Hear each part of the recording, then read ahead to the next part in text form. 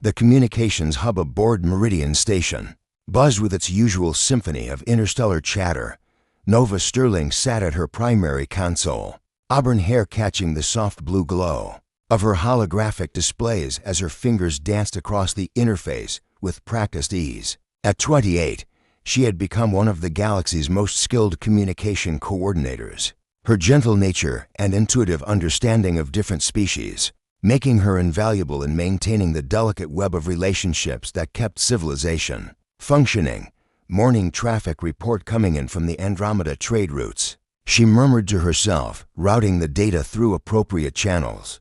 The familiar rhythm of her work was comforting thousands of messages flowing between worlds, each one a thread in the vast tapestry of galactic society. A shimmer of light announced an arrival, and Nova's heart performed its customary flutter as Zeph Nightwind materialized beside her workstation.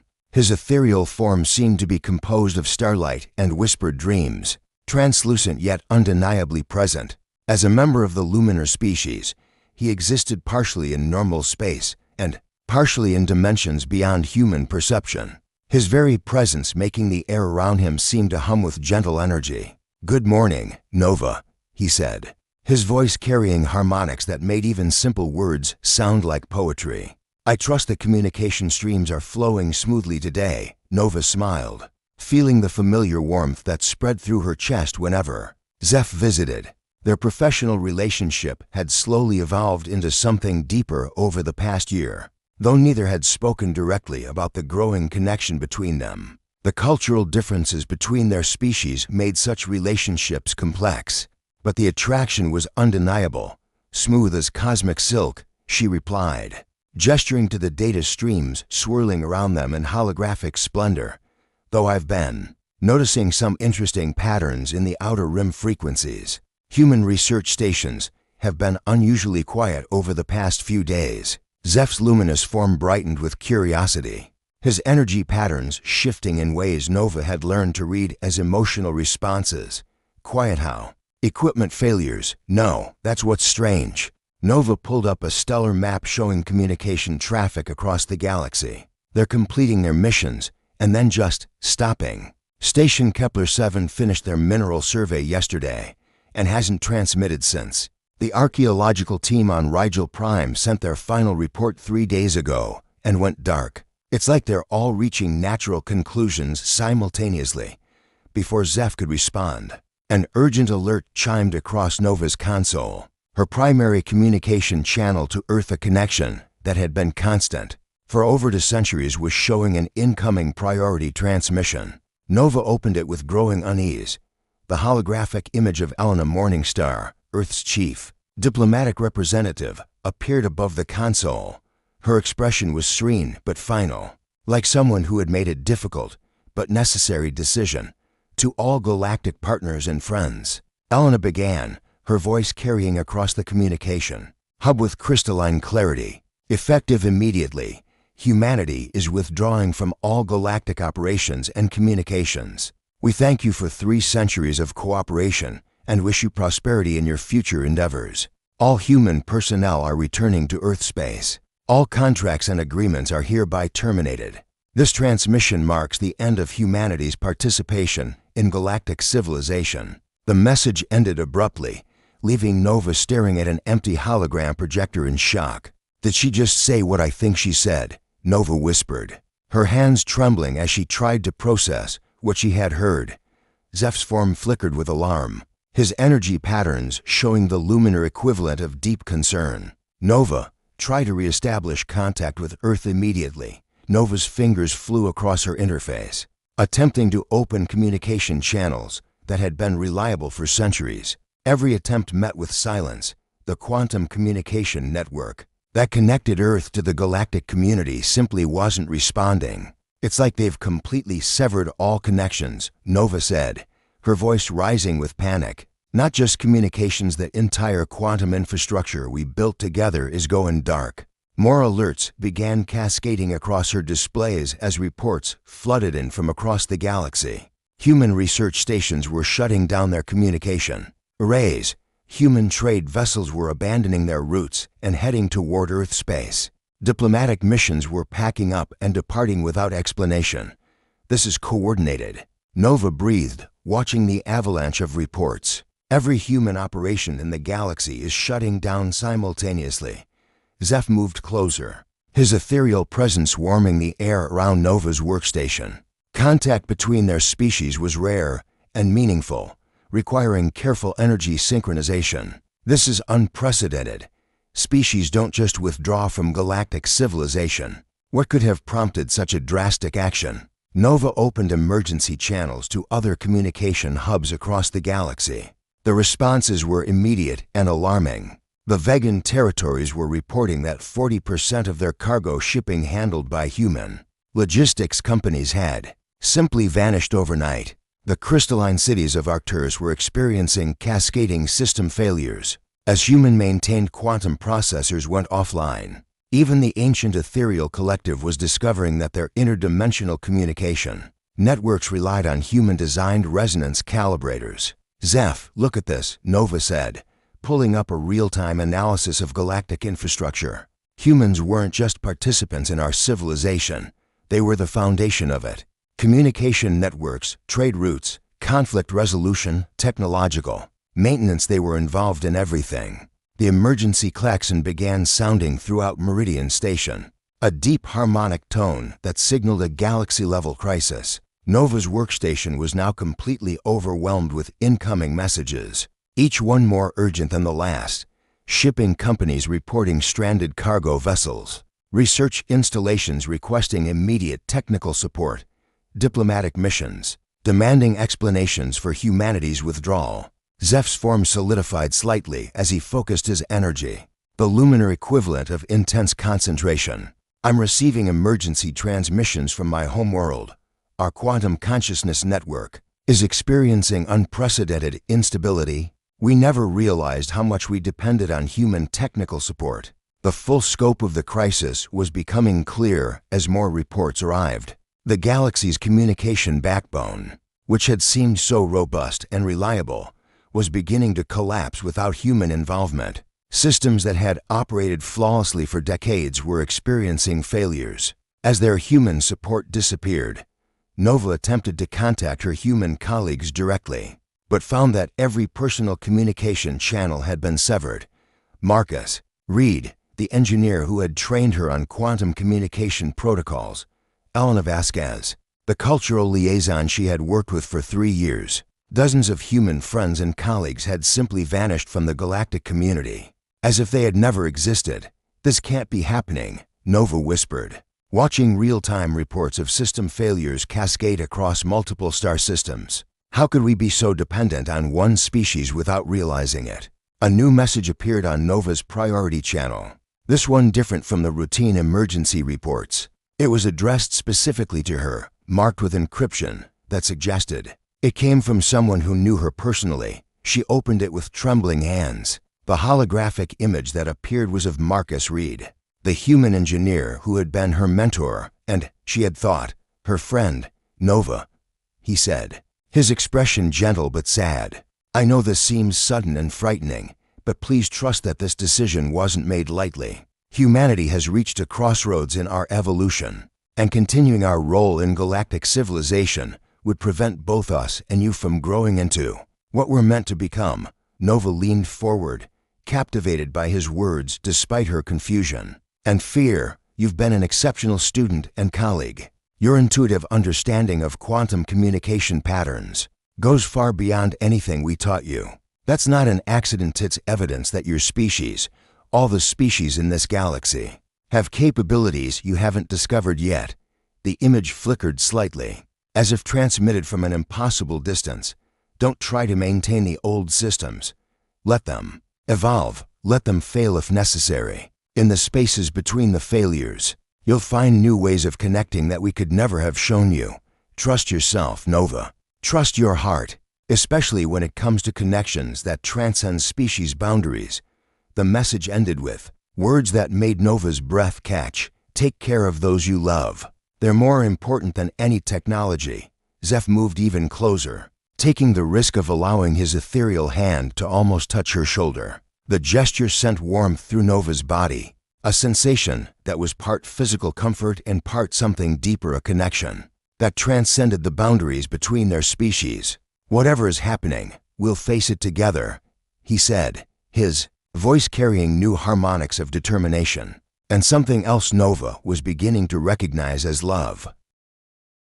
The galactic trade exchange on Nexus Prime had never been silent before. Iris Moonhaven stood in the center of the vast trading floor, watching holographic displays flicker and die as economic systems across the galaxy crashed in real time. At 31, she had spent her entire career as a trade coordinator, weaving the complex web of interstellar commerce that kept thousands of worlds fed, supplied, and prosperous. Now, that web was unraveling before her eyes.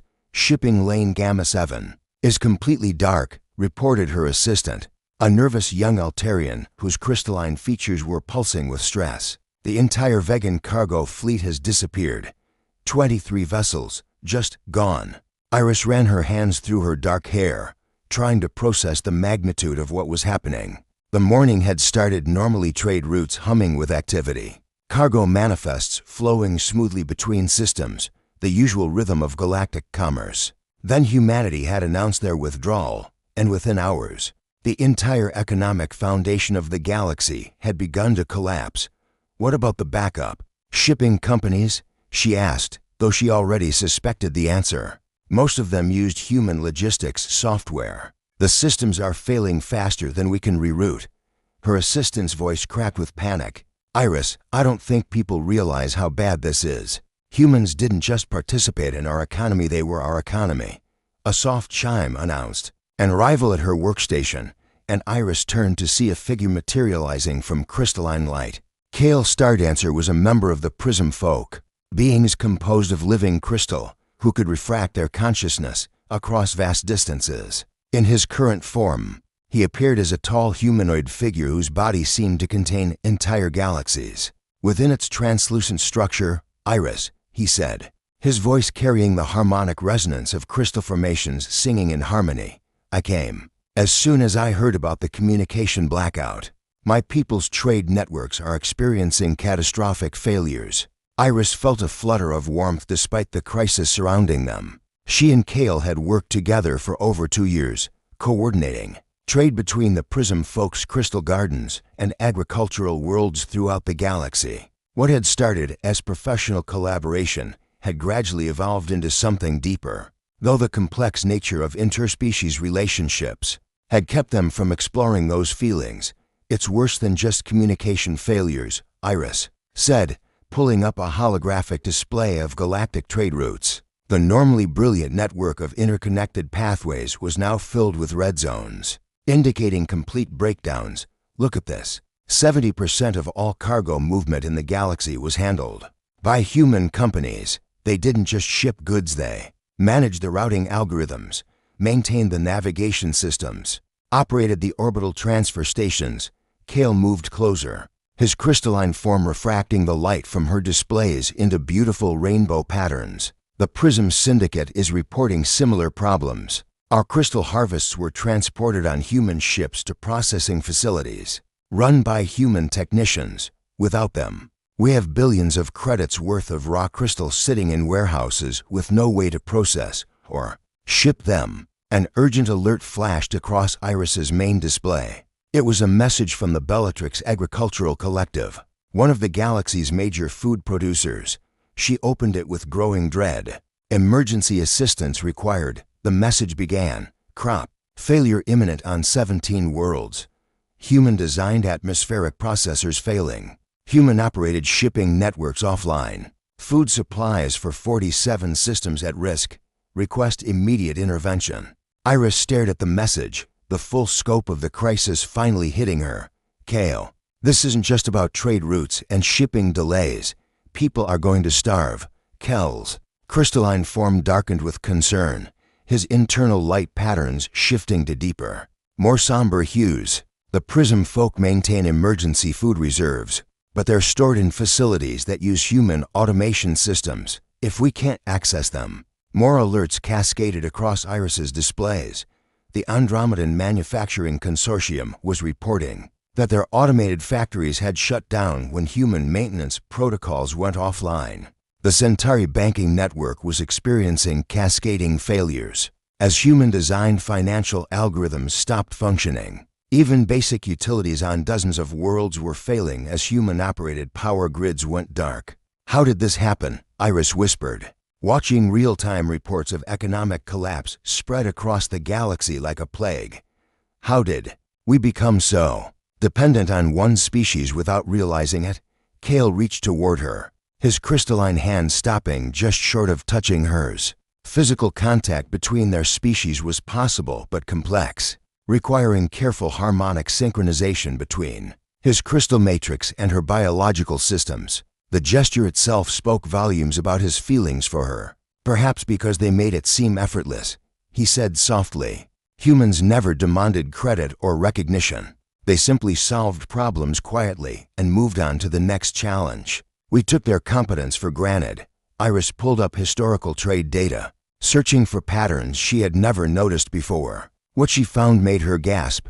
"Kale, look at this. Human involvement in galactic trade didn't gradually increase over time. It was there from the beginning, embedded so seamlessly into our systems that we never saw it as dependence." The data showed that virtually every major trade route, every significant economic partnership, every crucial supply chain had human fingerprints on it.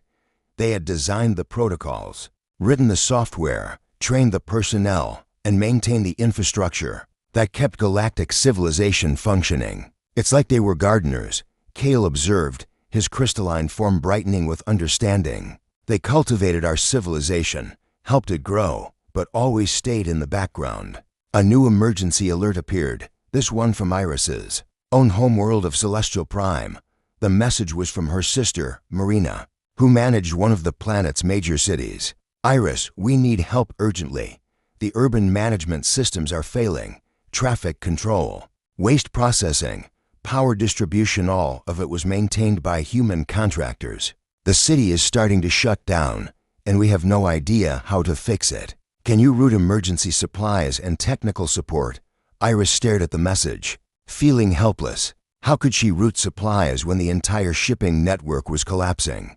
How could she provide technical support when the humans who understood the systems had vanished? "I have to try," she said, beginning to work on emergency rerouting protocols, but every attempt met with failure. The backup system she tried to activate had been designed by humans. The alternative shipping companies she contacted used human logistics software. Every solution led back to the same problem. Humanity had been so thoroughly integrated into galactic civilization that their absence left enormous gaps that couldn't be quickly filled. Kale watched her struggle with the protocols, his crystalline form pulsing with sympathetic resonance. "Iris, let me help.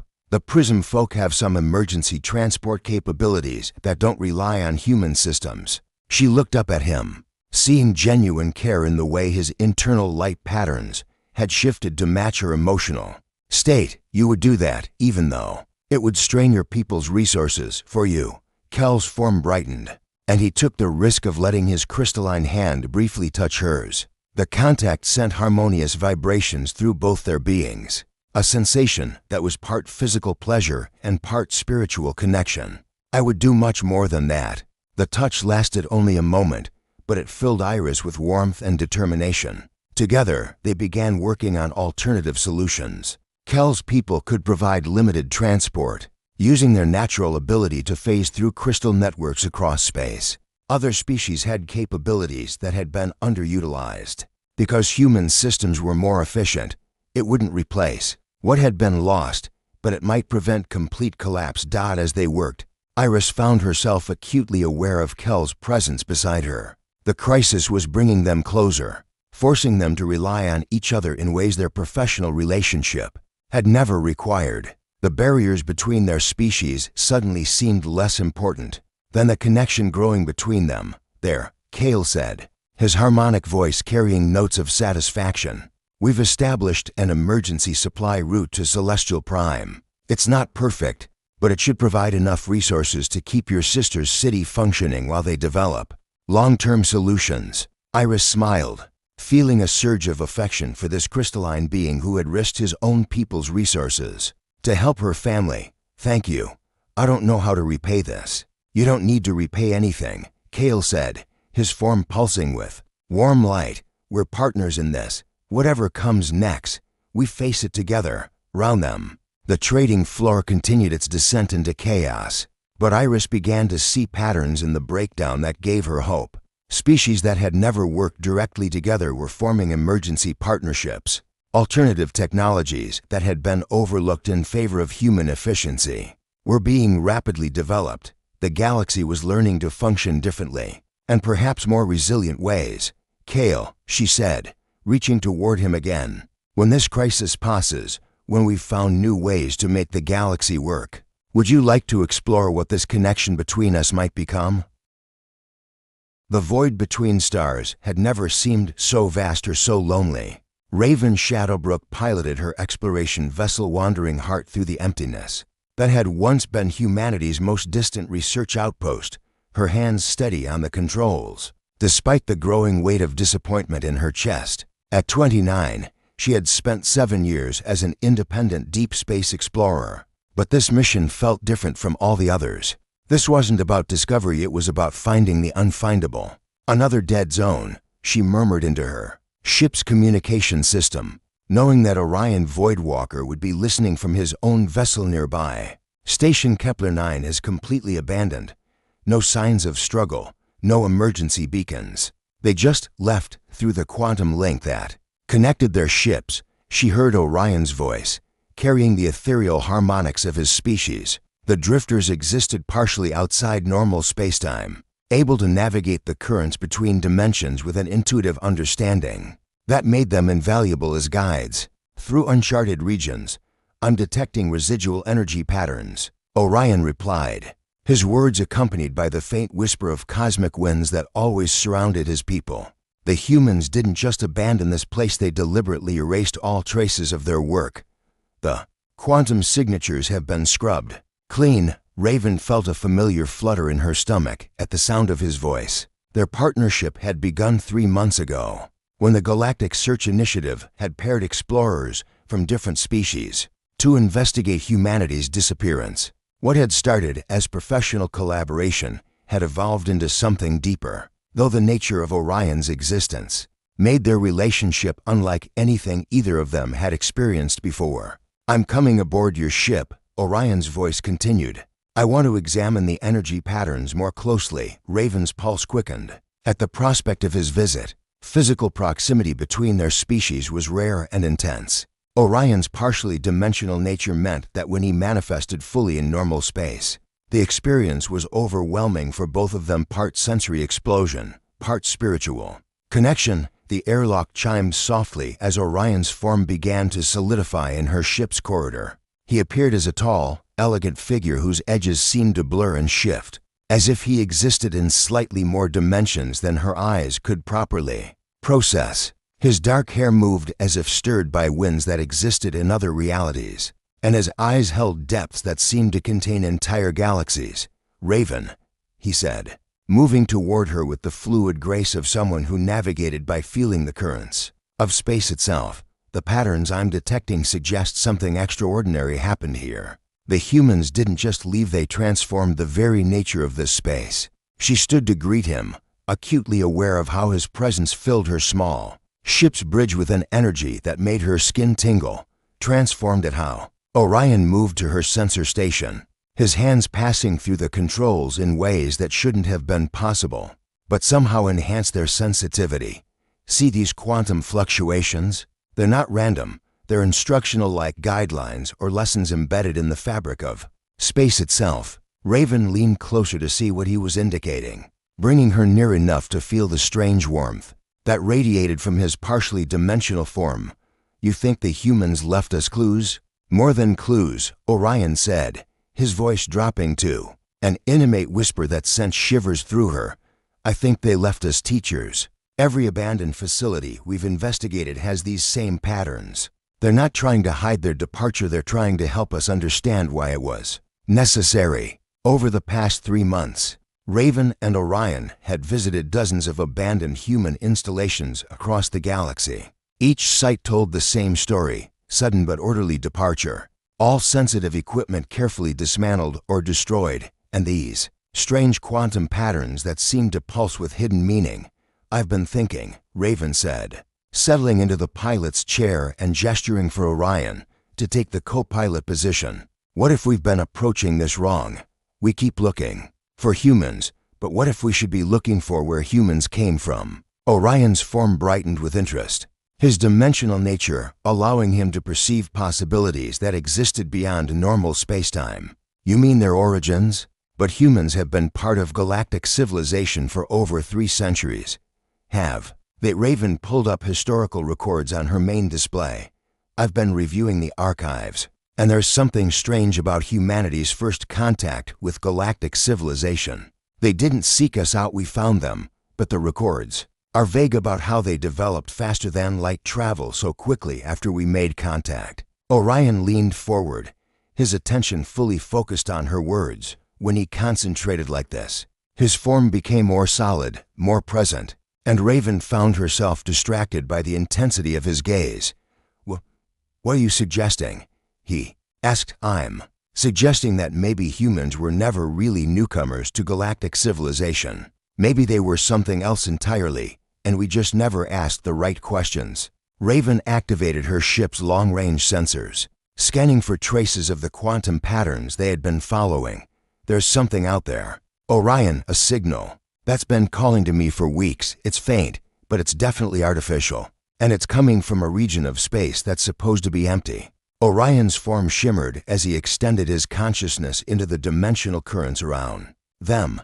"I feel it too. It's old, much older than human civilization, but it has the same harmonic signature as the patterns we've been finding." Without discussion, they both began preparing the ship for a journey into uncharted space.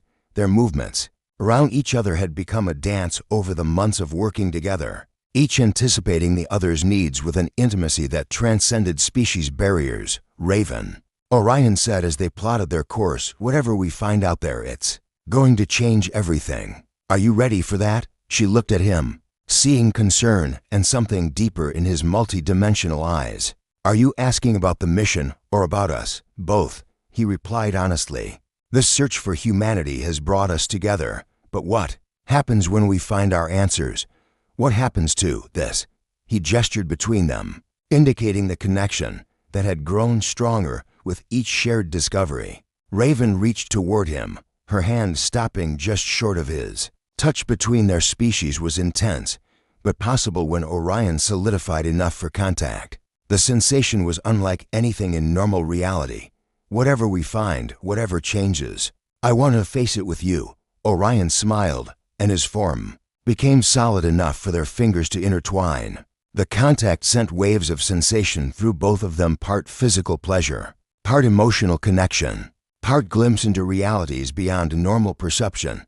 "Then let's find our answers," he said. The journey to the signal source took them deeper into unexplored space than either had ever traveled. As they flew, they discovered more evidence that humanity's role in the galaxy had been far more complex than anyone had realized. Ancient space stations that should have been impossible to build were hidden in nebulae and asteroid fields. Technology that operated on principles beyond current galactic science was scattered throughout what they had thought was empty space. "Orion, look at this," Raven said as they approached their destination.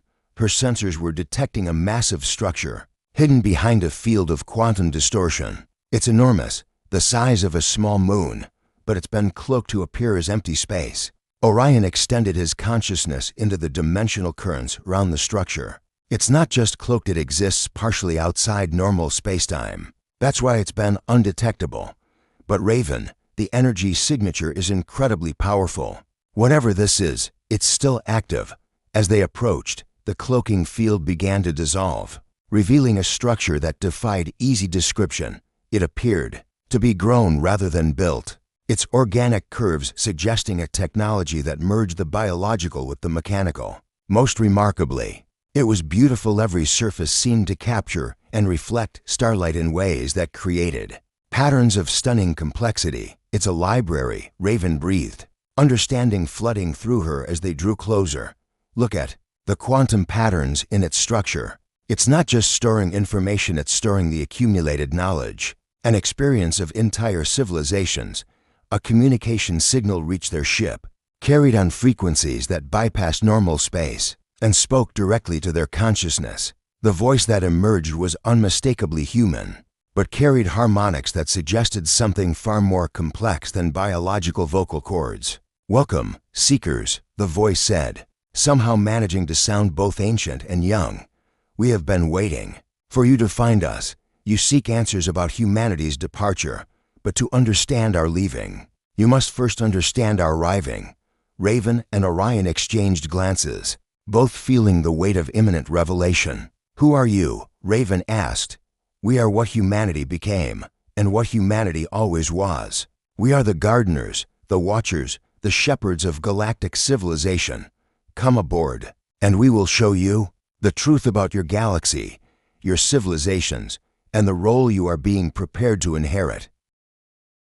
The Quantum Research Laboratory, floating in the Helix Nebula, had become Luna Starweaver's home away from home, its crystalline walls humming with the energy of experiments that pushed the boundaries of known physics. At 32, Luna had already established herself as one of the galaxy's most brilliant researchers, her intuitive understanding of quantum mechanics allowing her to perceive patterns that others missed.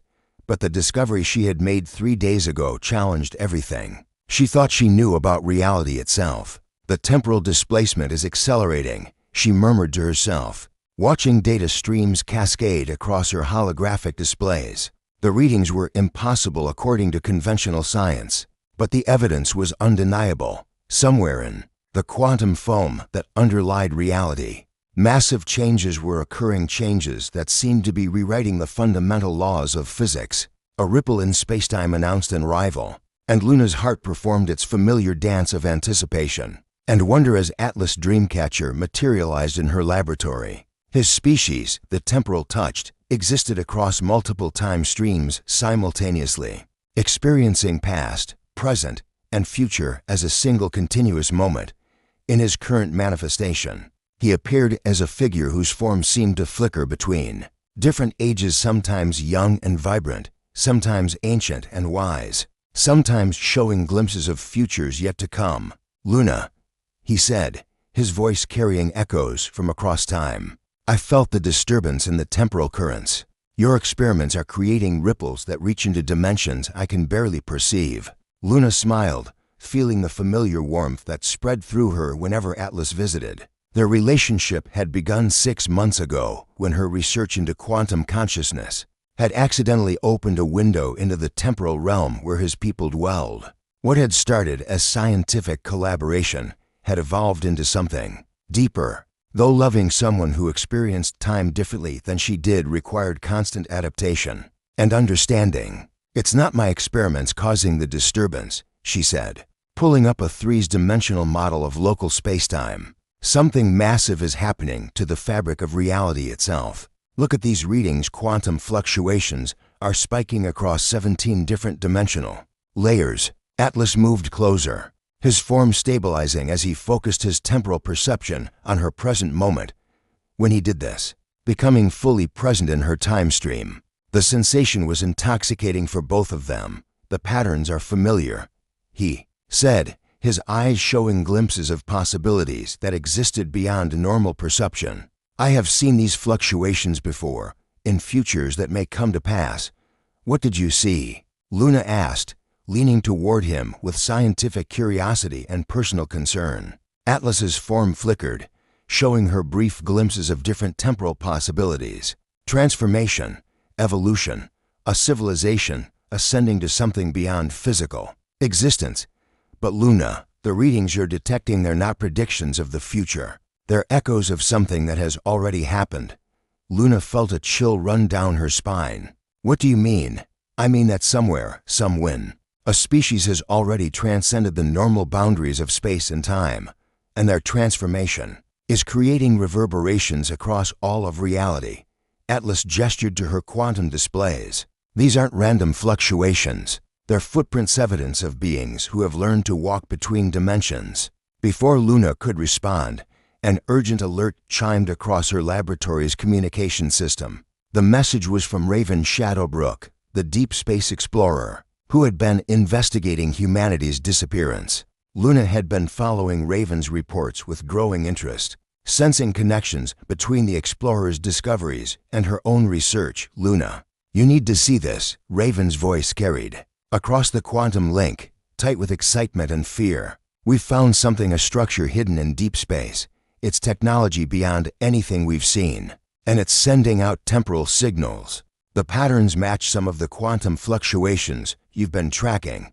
Luna exchanged glances with Atlas, whose form was now flickering rapidly between temporal states. "She's found them," he said, his voice carrying harmonics from multiple time streams. "The source of the changes. But Luna, what she's about to discover will challenge everything your civilization believes about its own history. Can you show me?" Luna asked. "Can you let me see what she's going to find?" Atlas hesitated, his form showing the strain of what she was asking. Sharing temporal perception with beings who existed in linear time was dangerous for both parties. "The risk, I need to know," Luna interrupted.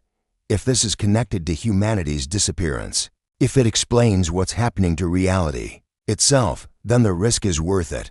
Atlas nodded slowly, his form becoming more solid as he prepared to bridge their different relationships with time. "Take my hand, and I'll share what I've seen."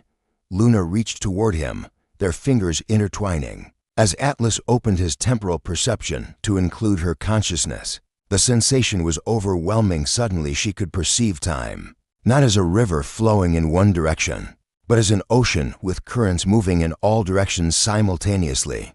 Through Atlas's enhanced perception, she saw Raven and Orion aboard the mysterious structure they had discovered. She watched as they were led through corridors that existed in multiple dimensions, past technologies that seemed to be grown rather than built. And then she saw the beings who inhabited this place, figures who appeared human but existed across multiple layers of reality. "We are what humanity became," one of the beings was saying to Raven and Orion.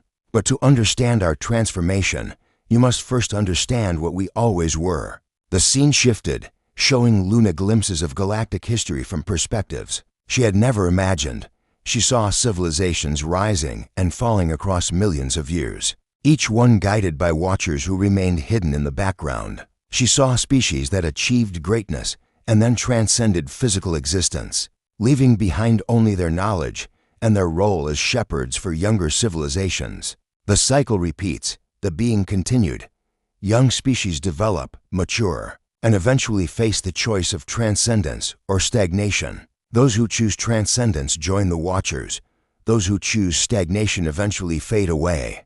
Luna watched in amazement as the being showed Raven and Orion evidence of humanity's true nature.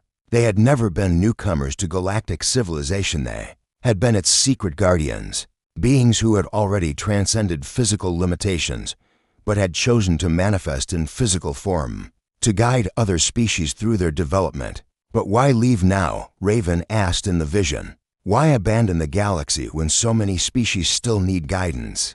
"Because the galaxy no longer needs guardians," the being replied. "It needs to learn to guide itself. Every species in this galaxy has the potential for transcendence, but they will never discover it as long as they rely on others to solve their problems." The temporal vision began to fade. As Atlas struggled to maintain the connection across time streams, Luna felt herself being pulled back into her own present moment. But the knowledge she had gained remained crystal clear. "They're not gone," she whispered, understanding flooding through her. "Humanity isn't gone. They've evolved beyond the need for physical existence. But they're still there, still watching, just from a higher dimension." Atlas's form stabilized as he released his hold on the temporal currents. "And now other species must choose their own path forward. Your people, Luna, and all the others, they're being tested. Will they learn to transcend their limitations, or will they remain dependent on others forever?" Luna looked at her quantum displays with new understanding.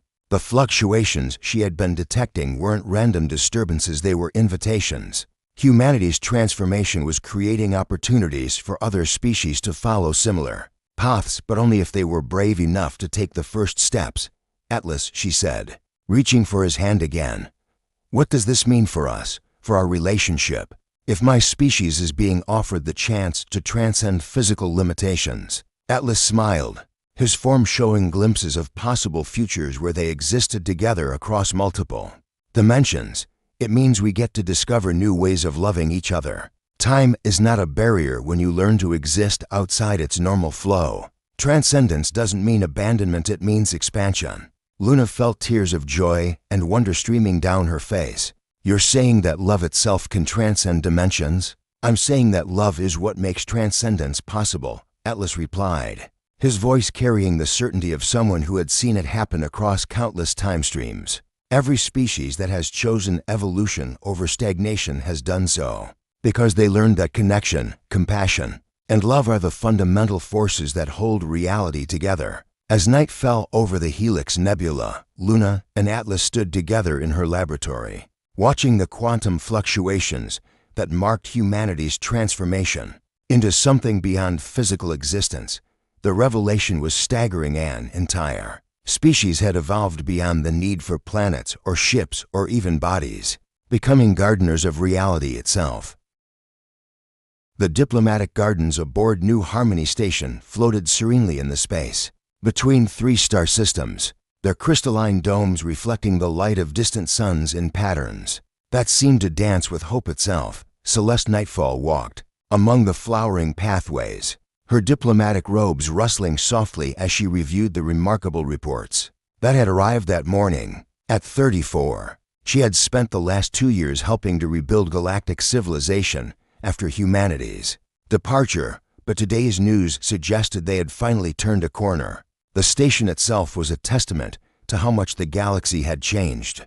Built through cooperation between 12 different species, it represented architectural philosophies that had never been combined before. Crystalline structures from the Prism Folk merged seamlessly with the organic curves favored by the botanical collective, while energy conduits designed by the Luminar species powered systems that operated on principles the galaxy was still learning to understand. The reports from the Outer Rim are extraordinary, Celeste murmured to herself, pausing beside a fountain that seemed to defy gravity, its waters flowing upward in spirals of liquid light. Trade networks rebuilt, new technologies emerging, species working together in ways they never had before. A warm golden radiance announced an arrival, and Celeste's heart lifted as Phoenix Lightbringer manifested in the garden beside her. His people, the Radiant Ones, existed as pure conscious energy most of the time, taking physical form only when deep emotional connection made it worthwhile. In his current manifestation, he appeared as a figure composed of warm golden light that seemed to contain the essence of every sunrise Celeste had ever witnessed. The transformation continues to accelerate, Phoenix said, his voice carrying harmonics that made words feel like gentle caresses. My people have been monitoring the dimensional shifts across 17 sectors. The galaxy isn't just adapting to humanity's absence, it's evolving into something entirely new. Celeste smiled, feeling the familiar warmth that spread through her whenever Phoenix chose to manifest in her presence. Their relationship had begun 18 months ago during the crisis negotiations. Following humanity's departure, what had started as professional collaboration between a diplomat and an energy being had evolved into something that neither of their species had experienced before: love that transcended the boundary between matter and energy. Tell me about the dimensional shifts, she said, settling onto a bench that had been grown from living crystal and somehow knew to adjust its temperature to her comfort.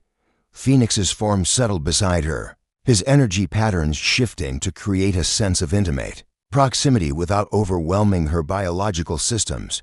Reality itself is becoming more flexible. The rigid boundaries between dimensions that existed when humans maintained the galaxy's systems are dissolving. Species are discovering abilities they never knew they possessed. Celeste pulled up a holographic display showing recent developments across the galaxy. The information was astounding. The Altarian Council had learned to merge their consciousness temporarily, creating collective intelligence that could solve problems no individual mind could comprehend.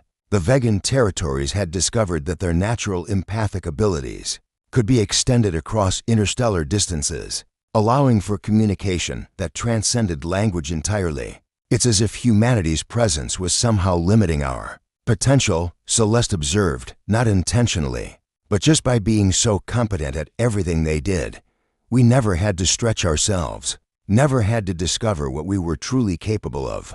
Phoenix's luminous form brightened with agreement.